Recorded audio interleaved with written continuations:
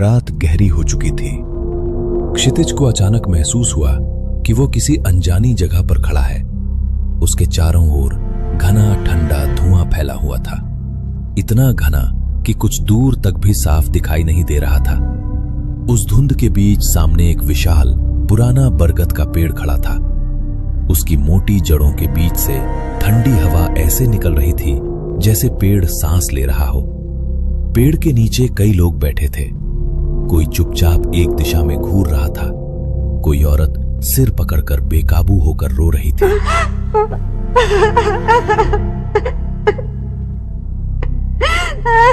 एक छोटी बच्ची मिट्टी में कुछ बना बिगाड़ रही थी और एक आदमी बिना मकसद के गोल गोल घूमता जा रहा था। सबकी आंखों में एक ही चीज थी, खालीपन, जैसे उनमें से जीवन का अर्थ ही निकल गया हो। इन्हीं सब के बीच एक लड़की जमीन पर बैठी थी। वो सामने बिखरी छोटी छोटी कवड़ियां गिन रही थी। 2, 4, 6, 8, 10, 12, 14। जैसे ही वो 14 तक पहुंचती, वो जोर से चिल्लाती। उसकी आंखों से आंसू बहने लगते और वो जोर जोर से रो पड़ती। फिर थोड़ी देर बाद वही कवड़ियां फिर से गिनना शुरू कर देती। ये दृश्य देखकर क्षितिज का दिल तेजी से धड़कने लगा। उसके पूरे शरीर में ठंडी सिहरन दौड़ गई। उसने डरते डरते आसपास देखते हुए पूछा, तो तुम लोग कौन हो? ये कैसी जगह है? मैं यहां कैसे आ गया? उसकी आवाज धुएं में खो गई। चारों ओर वही लोग थे, लेकिन किसी ने उसकी तरफ देखा तक नहीं, जैसे वो वहां मौजूद ही ना हो। अचानक हवा भारी हो गई और उसी ठहरी हुई हवा में एक गूंजती गहरी अनजानी आवाज फैल गई। अतृप्त आत्माओं के जग में तुम्हारा स्वागत है। क्षितिज के पैरों तले जमीन जैसे खिसक गई। वो कांप उठा। अतृप्त आत्माओं का जग? लेकिन मैं यहां कैसे आ गया? कुछ क्षण सन्नाटा रहा, फिर वही आवाज फिर से गूंजी, धीमी लेकिन और करीब। थोड़ी देर पहले जो तुम्हारे साथ हुआ उसे याद करो। क्षितिज का माथा पसीने से भीग गया। उसने आंखें कसकर बंद कर ली और याद करने की कोशिश की कि आखिर कुछ देर पहले उसके साथ क्या हुआ था। तभी अचानक उसके दिमाग में धुंधले धुंधले दृश्य उभरने लगे, जैसे बिखरी हुई यादें धीरे धीरे जुड़ रही हों। एक एक पल, एक एक घटना, सब कुछ फिर से उसकी आंखों के सामने लौटने लगा। आज क्षितिज बेहद खुश था। सालों से चल रहा उनकी नजरों का अनकहा रिश्ता आज शब्दों में बदलने वाला था, क्योंकि आज वो अपनी प्रेमिका को प्रपोज करने जा रहा था। वो रेस्टोरेंट में उसका इंतजार कर रही थी। जैसे ही क्षितिज रेस्टोरेंट के सामने पहुंचा, उसकी नजर उस पर पड़ी। वो खिड़की के पास बैठी थी। उसे देखते ही उसके होठों पर वही जानी पहचानी प्यारी मुस्कान खिल उठी। क्षितिज का दिल जोरों से धड़कने लगा। उसने एक गहरी सांस ली और उसकी ओर कदम बढ़ाए ही थे कि धड़ाम!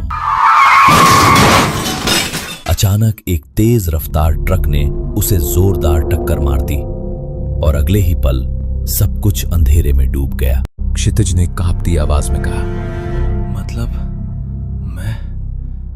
मैं मर चुका हूं और यहां आ गया? उसकी आंखें भर आईं, होठ कांपने लगे। वो घुटनों के बल वहीं बैठ गया और रो पड़ा। मेरे हिस्से में यही लिखा था, अधूरी मोहब्बत, अधूरी जिंदगी। मैंने तो अभी शुरू भी नहीं किया था। मैं उसे बताना चाहता था कि मैं उससे कितना प्यार करता हूं और उससे पहले ही सब खत्म हो गया। उसकी आवाज टूटती जा रही थी। कुछ देर तक वो बस रोता रहा, लेकिन धीरे धीरे क्षितिज की सांसें संभलने लगीं। उसने आंसू पोंछे, चेहरा ऊपर उठाया। उसकी आंखों में अब सिर्फ दर्द नहीं था, एक समझ की हल्की सी चमक भी थी। वो धीमे स्वर में बोला, अगर मैं ऐसे ही अपने अधूरेपन से चिपका रहा तो मैं भी शायद हमेशा जीवन और मृत्यु के बीच यूं ही अटका रह जाऊंगा, तुम सबकी तरह। उसने धीरे धीरे चारों ओर देखा, एक एक चेहरे को, एक एक सूनी आंख को। फिर शांत लेकिन दृढ़ स्वर में बोला, शायद हमें अपनी अपनी कहानियां एक दूसरे को सुनानी चाहिए, अपनी अधूरी बातें, अपना दर्द बांटना चाहिए।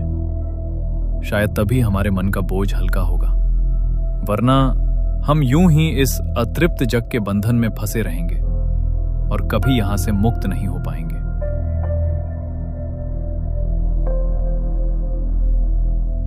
बरगद की जड़ के पास बैठी वो औरत अधूरी बुनी हुई स्वेटर थामे रो रही थी।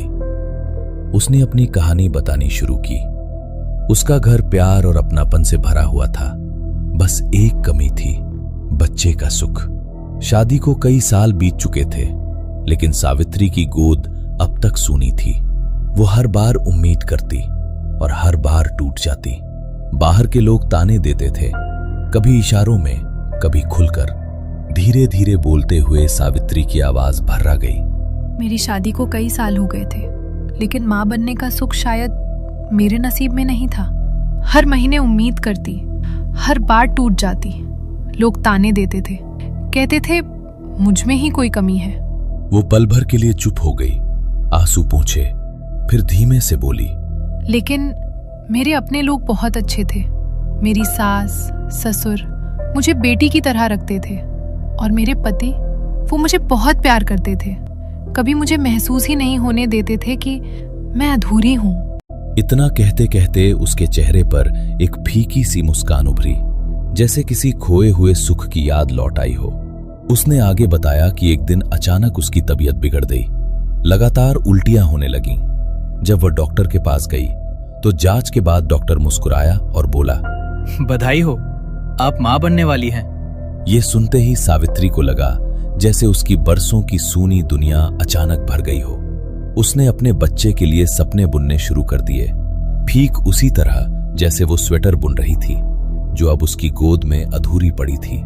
लेकिन किस्मत को कुछ और ही मंजूर था।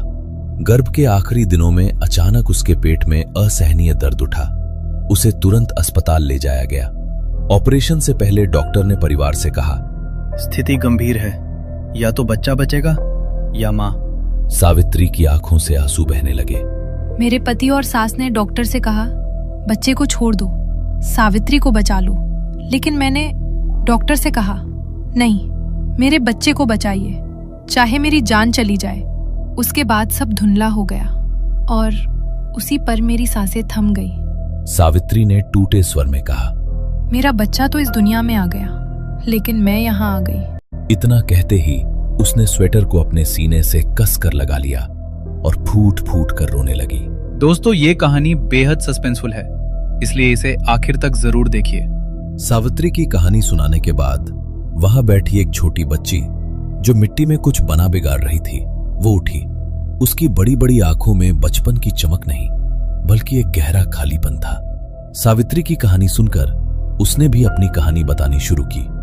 मेरा नाम गुड़िया था। वह जन्म से ही बीमार थी। उसके दिल में छेद था, इसलिए वह थोड़ी सी दौड़ में ही हांफने लगती, जल्दी थक जाती। उसका परिवार बेहद गरीब था। उसकी मां दूसरों के घरों में काम करती, बर्तन मांजती, कपड़े धोती, ताकि बेटी का इलाज करा सके। कई बार वो उसे अस्पताल भी ले गई, पर हर बार डॉक्टरों ने ऑपरेशन की बड़ी रकम बताई, जो उनकी पहुंच से बहुत दूर थी।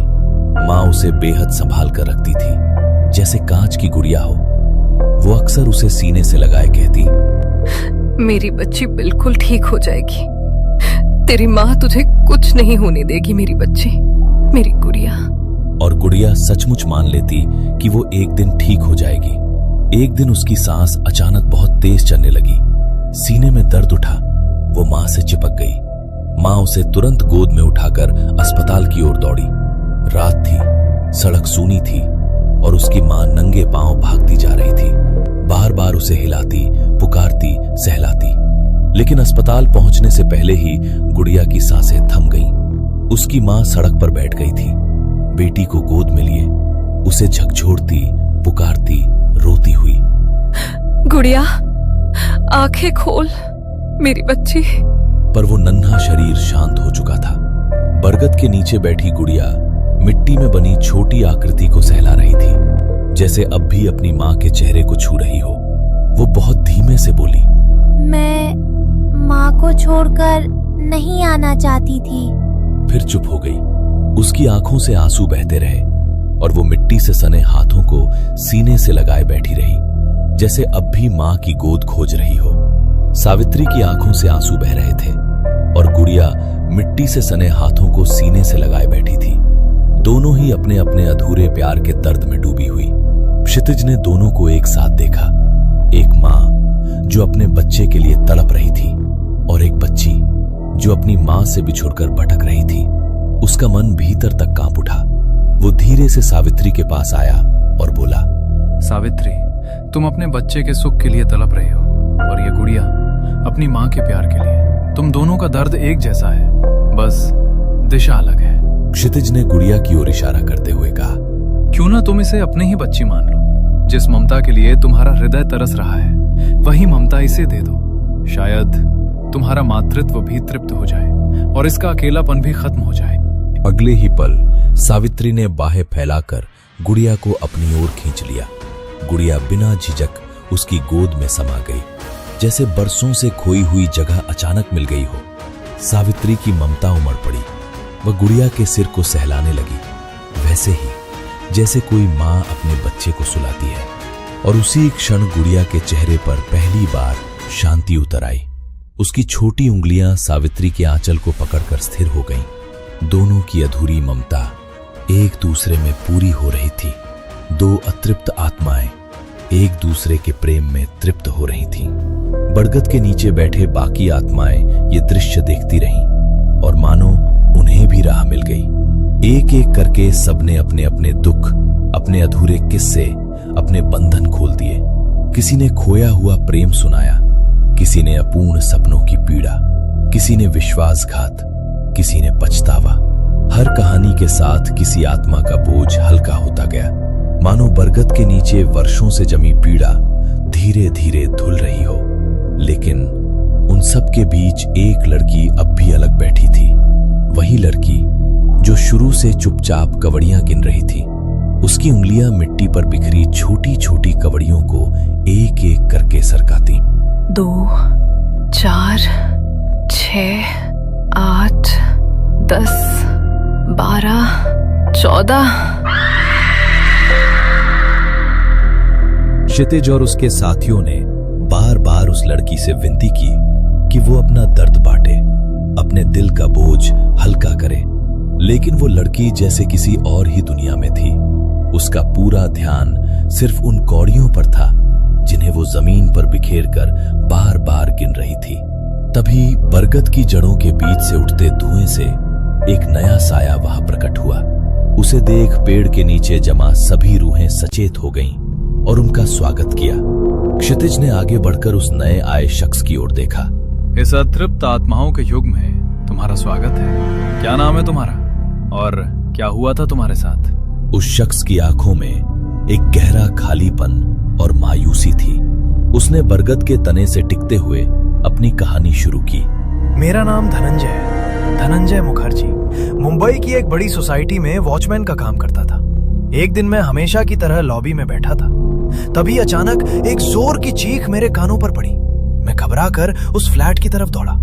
अंदर गया तो देखा कि एक 14 साल की बच्ची खून में लथपथ जमीन पर पड़ी थी। मेरा कलेजा कांप गया। मैंने भागकर उसका खून रोकने की कोशिश की, उसे बचाने की जद्दोजहद की, लेकिन तभी उसके माता पिता और पड़ोसी वहां पहुंच गए। उसकी आवाज कांपने लगी।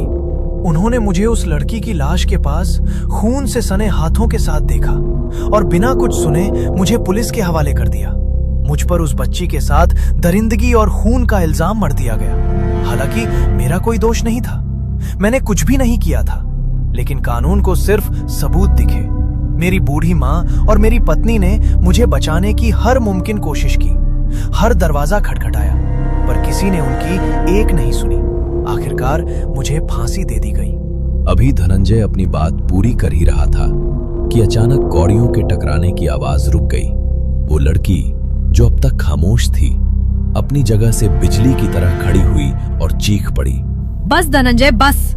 बंद करो अपना ये पाखंड। पहचाना मुझे? मैं ही हूं वो जिस पर तुमने बलात्कार किया और जिसे बेरहमी से मार डाला। सबकी सांसें थम गई। हेतल की आंखों में प्रतिशोध की ज्वाला थी।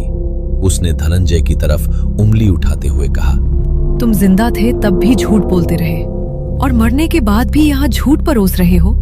मैं यहाँ इतने सालों से सिर्फ और सिर्फ तुम्हारा ही इंतजार कर रही थी ताकि तुम्हारी रूह को उसके अंजाम तक पहुंचते देख सकूं।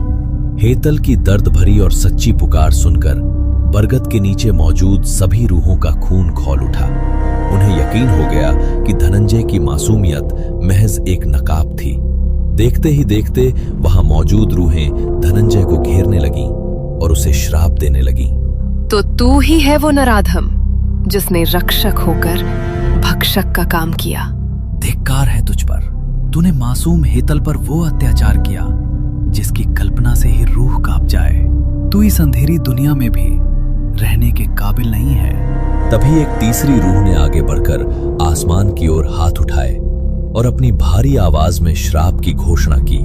हम सब मिलकर यमराज से ये प्रार्थना करेंगे कि जब इस पूरे विश्व के हर जीव को मोक्ष मिल जाएगा, उसके 14 साल बाद नहीं, 140 साल बाद नहीं, बल्कि 1400 सालों के बाद इस धनंजय को मोक्ष का द्वार नसीब हो। इसे इसी अंधेरे में तड़पना होगा। उस रूह की आवाज पूरे वातावरण में गूंज उठी। इस जन्म के कर्म, इस जन्म का फल, नियति का चक्र हमेशा पूरा होता है। धनंजय वहां अकेला खड़ा कांप रहा था, जबकि अंधेरे ने उसे चारों तरफ से जकड़ना शुरू कर दिया। बरगद के पत्तों की सरसराहट जैसे उसके पापों की गवाही दे रही थी। न्याय हो चुका था, लेकिन वो रूहानी न्याय मौत से भी बदतर था।